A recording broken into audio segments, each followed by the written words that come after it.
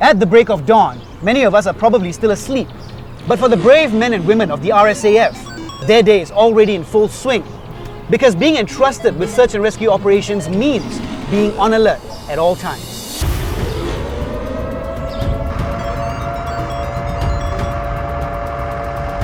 Because when the time calls for action, we have to be ready for it.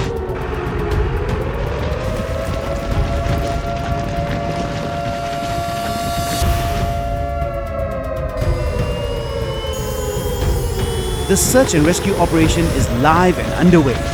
As you can see, not a minute and not a second goes to waste. The search and rescue team is responding to an emergency where a patient is in need of immediate medical attention and is located in a forested area that's not easily accessible. The team utilizes the Super Puma for rescue missions. The Super Puma is equipped with a forward-looking infrared camera system that allows the pilot to search for casualties in different terrain and all-weather conditions. The helicopter is also equipped with a winch to hoist casualties in missions. As a qualified search and rescue captain, Captain Tan Wei Ming and his team are responsible to respond to any life-saving mission at a moment's notice. Having scrambled for multiple rescue missions before, he shares his experience with other teams so that they collectively improve and sharpen their skills. It started out when I was a kid, and your parents bring you over to the air show and you see the amazing planes and you just want to get into them and think how cool it would be to fly them. Very soon after, I had to wear glasses, so I thought my dreams were dashed until I met SYFC and they told me that actually even if you're bespectacled, you can still fly. So that's when I started flying with the Youth Flying Club, and that's when my passion grew. I decided to take the next step forward and pick it as part of my career. As a search and rescue medical officer, Captain Dr. Goh is often on standby around the clock to ensure that patients requiring emergency medical evacuation are stabilized and treated in flight.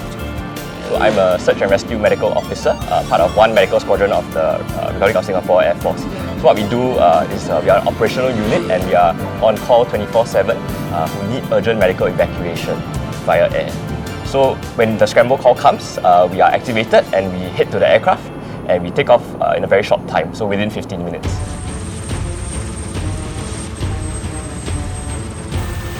While Captain Tan is ensuring his team gets to the location with the utmost urgency, Dr. Goh is getting his team and equipment prepared so that when the search and rescue team arrives, not a second goes to waste when they recover the patient. If we're lucky, we get the coordinates through the phone. If not, it will be on the fly. They'll pass us the coordinates in the aircraft. We'll punch it into the aircraft systems and we'll fly over to wherever we need to be to pick up the casualty. Once it's all done, we'll fly back to the hospital, drop off the casualty and head back and wait for the next mission. If we fly out far out to sea, the weather could be unpredictable. The winds could be strong and gusty. More often, when we are picking up the casualty over a ship that is not suitable for landing, we'll have to do a winch. And when that happens, the pilot has to maintain a hover. It's challenging at night when we do not have visual reference, especially out at sea when there is nothing but the ship, yourself and the sea. So you just have to maintain a hover, fight against the weather, trust the training that you've been given. However, there is a problem. The helicopter is faced with strong gusty winds. With the weather against them, Freezer must keep the helicopter hovering steadily while the winchman races against time to rescue the casualty. As the aircraft hovers above the location, we see the winchman getting ready to winch down to place the patient on the stretcher and retrieve him to be medically attended to. Winchers take caution, we are experiencing some strong winds.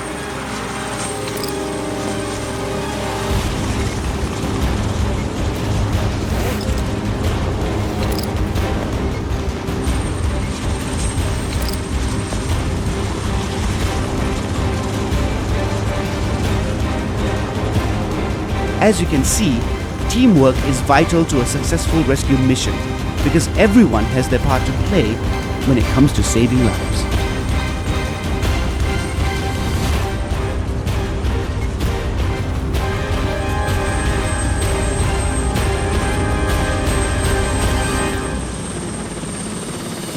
SAR search and rescue environment is a very austere environment. There's very poor lighting if we fly at night. There's constant vibrations which can affect care of our patients. We work in a very small team as compared to in hospitals where if the patient is very sick, you have multiple nurses and multiple doctors who take care of the patient at all times. Furthermore, when it comes to communication, noise is an issue. Sometimes we aren't able to communicate over the communication set, so that hinders our operations sometimes. The team heads for the nearest medical center, and with that, the search and rescue mission is a success. What motivates me in my job is that knowing I play a very big part in saving lives, knowing that we can make a difference in someone's life hits a bit different for me. So when I'm out there and I pick up a casualty and I bring him back, and to know that they've been waiting out there for us, it's a very satisfying feeling knowing that we managed to save somebody's lives. I'm currently actually a full-time national serviceman doing this search and rescue duties, and it's a very heavy responsibility to bear. And despite this, I come to work with a sense of purpose. I never imagined that I would be having such a fulfilling and meaningful journey as a doctor in the RSAF. So the search and rescue team is extremely important to the RSAF because we are the last line of defense for any sailors and seamen who call for distress. If there's any life-threatening emergencies that require evacuation by air, we are the ones who will pick the patient up and transfer them to a tertiary level of care. As an NSF, he never imagined that his 2 years of full-time national service would be so meaningful and fulfilling. For him, it has truly been a life-changing experience being able to save lives in the air.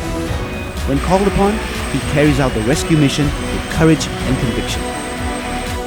Continuing on a 50-year-long tradition, the RSAF is always on standby 24/7, ready to respond so that others may live. For 126 Squadron, this has been another successful mission, but even if that alarm doesn't sound, we appreciate these heroes for standing by 24/7.